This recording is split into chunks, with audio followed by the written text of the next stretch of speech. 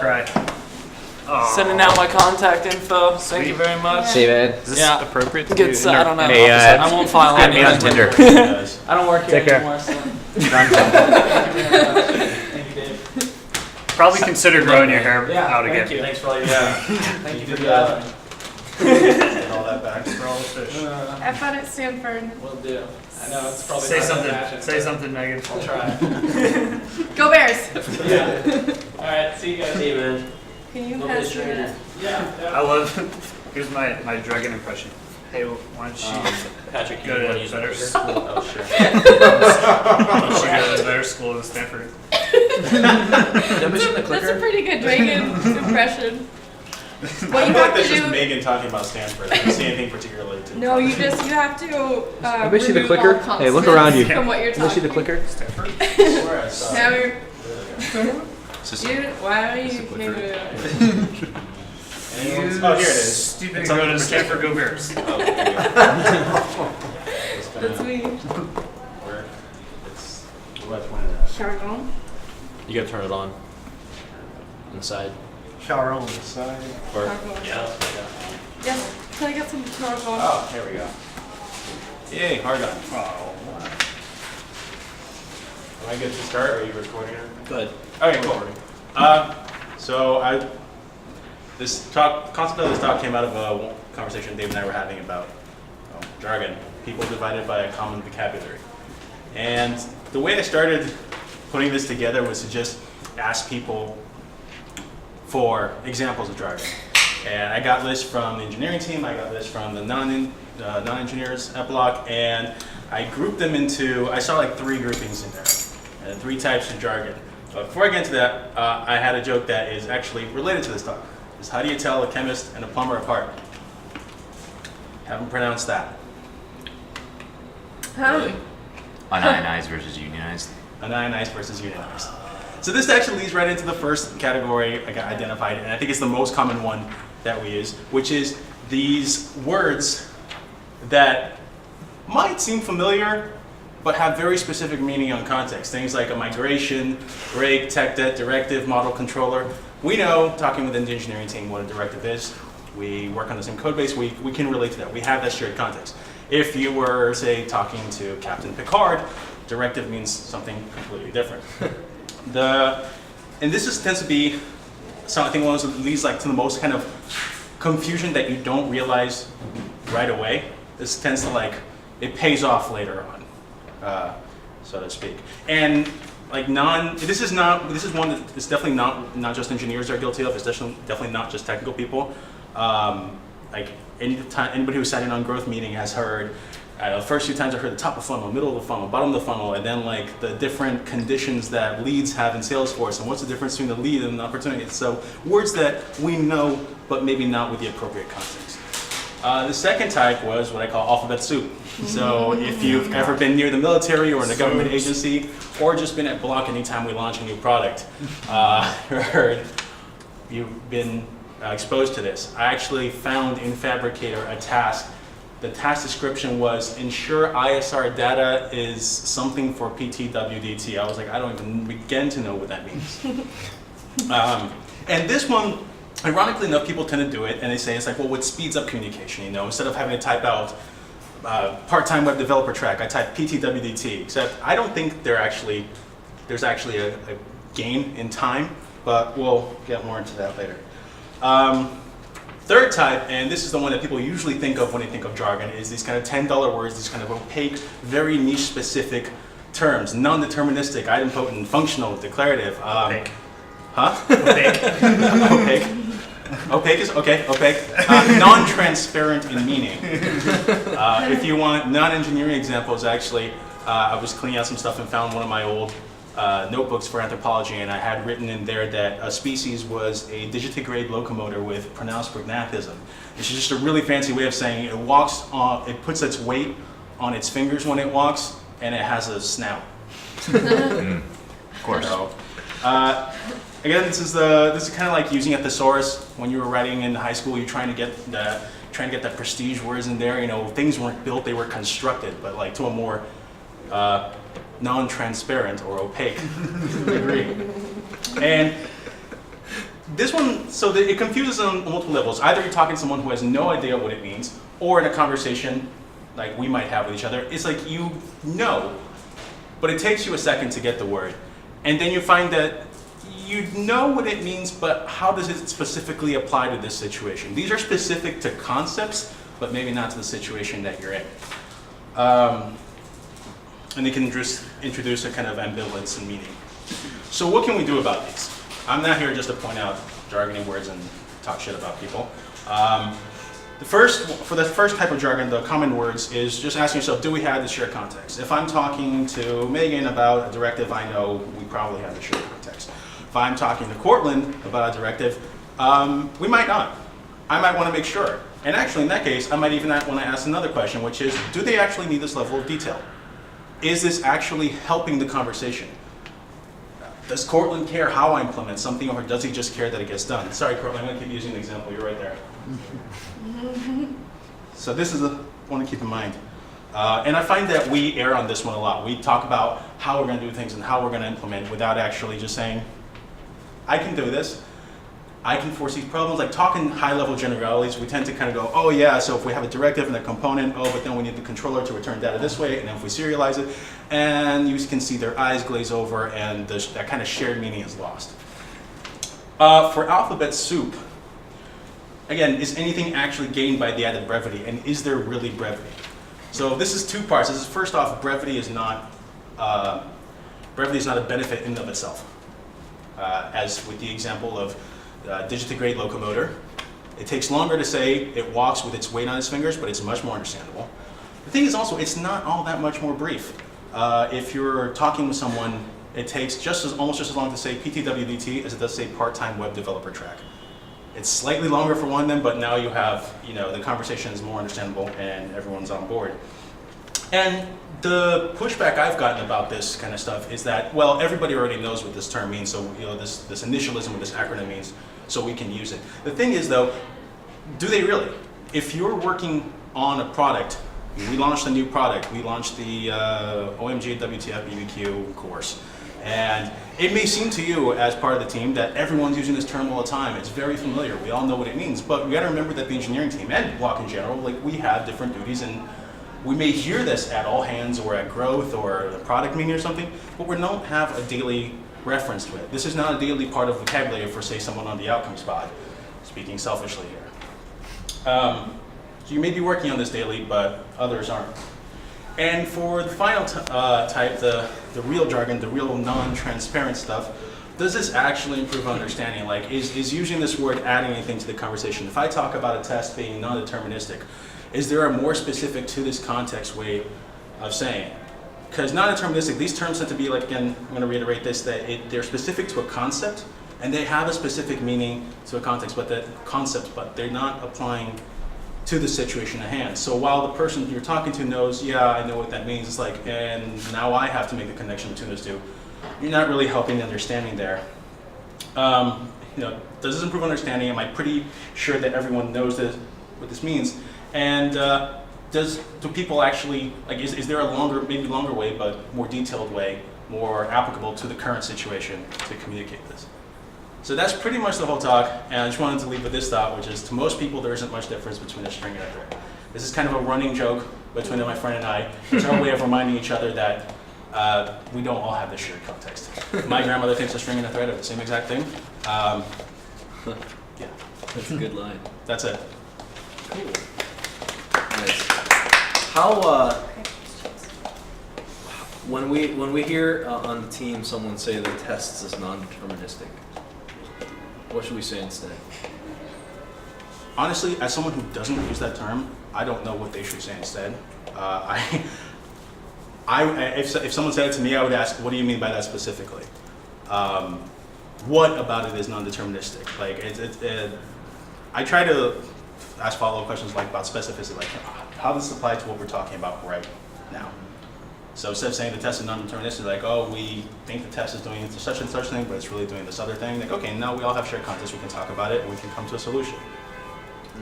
Could talk about varying results of the same test. Yeah. With no change in the test, or maybe I think false failures or false successes gives us a little bit more context as to the result and whether that result is accurate or not, as opposed to like calling it flappers or non-deterministic or something like that. Yeah, I mean, I think it's kind of related to the idea of asking yourself, do we need this level of detail? Yeah. Like a lot of times, it's like, okay, the test is non-deterministic, but like, why is that bad? Right? But saying something like it randomly fails or whatever, that's Yeah. that actually is much more descriptive because it's explaining Yeah. both what it is and why And the consequence, why it's yeah. bad. It's an interesting challenge too because it could be considered in some sense a good thing when you have like a collection of behavior that happens over and over again. It can be very useful, especially on a team, but even just at the individual level, to have a word for that. Yeah. It sucks when the word is long and opaque, but like the word flapper at Bloc, on the Bloc engineering team at least, we all know what that means, I feel like. Yeah. And in that way, it's a very good example of like jargon. Yeah. Almost, right? This is so jargon can be useful, but again, do we have that shared context? I'm not gonna talk to Cortland about flapping tests. I probably wouldn't talk to him about tests at all, but I wouldn't use that term flapper. That's a term that we've come across or we've come up with and we've determined what it means. So we have that kind of shared definition. Yeah. Yeah, like these things aren't in and of themselves bad. It's when we overuse them. Yeah. So what are your strategies when you are thinking of the jargony words of the first category What's the first category again? and translating them to like, Non-engineering people, though, like the Context. library, yeah. yeah. Words of, Those are my favorite. Those are the. Like, I instead love. of saying directive or model controller, like, do you have examples or techniques that you use to like go one level higher when you're talking to people that don't know? Yeah, I feel if you're using any of these words, you're talking implementation instead of end result. And my goal is higher level yet than avoiding the word is to talk about end result, talk about what's going to happen, not how it's going to happen. I could have a very long conversation with a stakeholder about every detail of implementation, but they don't need that detail, and I have better things to do with my time, and they have better things to do than to listen. So I feel if you find yourself using one of these to someone who's not an engineer, it's probably a sign that you might be talking implementation. If you're trying to explain, I mean, the caveat to that is like you might have to be trying to explain where something went wrong, and that can be difficult sometimes without going into these. In which case, I tend to, if someone asks me what went wrong, I'm less concerned with saying, well, someone outside the engineering team asks me something, what went wrong. I'm less concerned with giving them a detailed and accurate explanation of what went wrong. I'm more concerned with giving me a very high level view of what went wrong and why it won't happen again. I was just gonna a comment and then a suggestion. One comment is the way I think about this. I actually really enjoy converting these things. I find it fun to convert these kinds of jargon, whatever I'm trying to say, without. I want to instill the same meaning without using the jargon. I find that a fun challenge personally. But a lot of times, as you mentioned, I think about a triangle in my mind, and like the top of the triangle is one block, and that's usually what you need to convey to someone outside the engineering team. Is it going well or is it not going well? Is it going to ship on time or is it not going to ship on time? Is it broken or is it fixed? Is it ready or is it not ready? And then usually, if it's not ready or if it's broken or if it's not going to ship on time, you need to dive one layer below, and then that is like sometimes when it's okay to use the jargon. Yeah. Like, okay, well, it's not ready because it's still in staging. What does that mean? Oh, we have these server. Yeah. I think it'd be interesting, so that was my comment. A suggestion is to actually practice. What's an example of when you use the word staging to someone outside the engineering team? I'm gonna put this on the staging environment for you to test. But When can I see it? Yes, when can I see it? So a click comes up and asks, when can I see the new syllabus request page? We might say, what? Say that. Right. Yeah, you can test it out on staging. What should we say instead? Or is it's that an available appropriate- at this URL to test.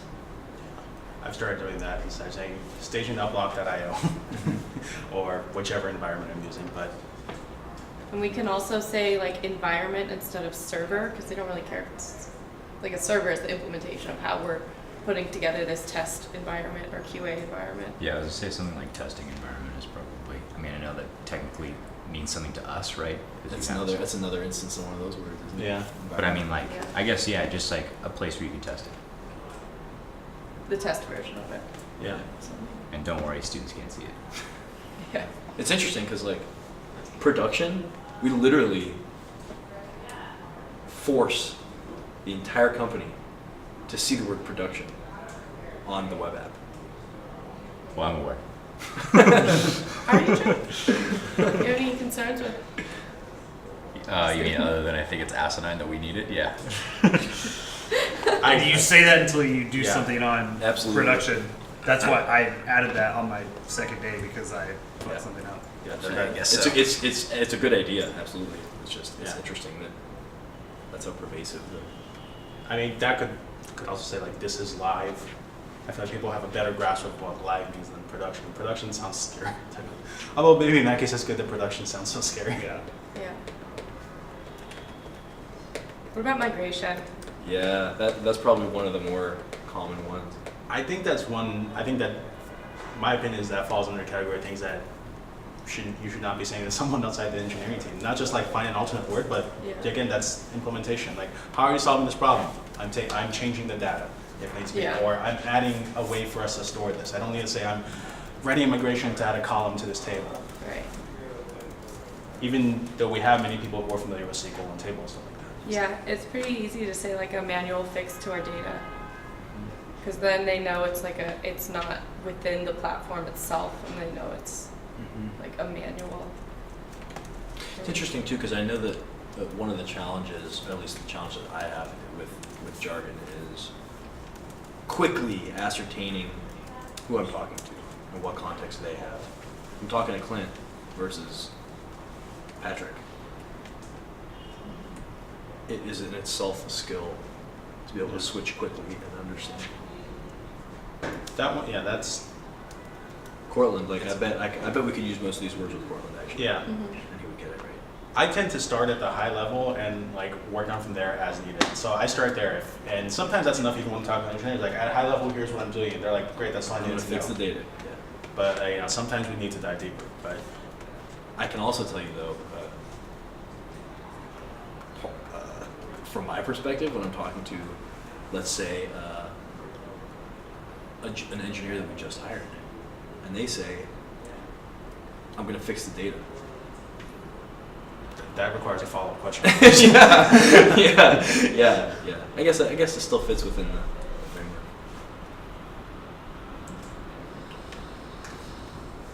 The one I find that I use that I don't think everyone knows is cron. Yeah. Yes, and you use it improperly. Do I? Did you know that? I'm not trying to call you out.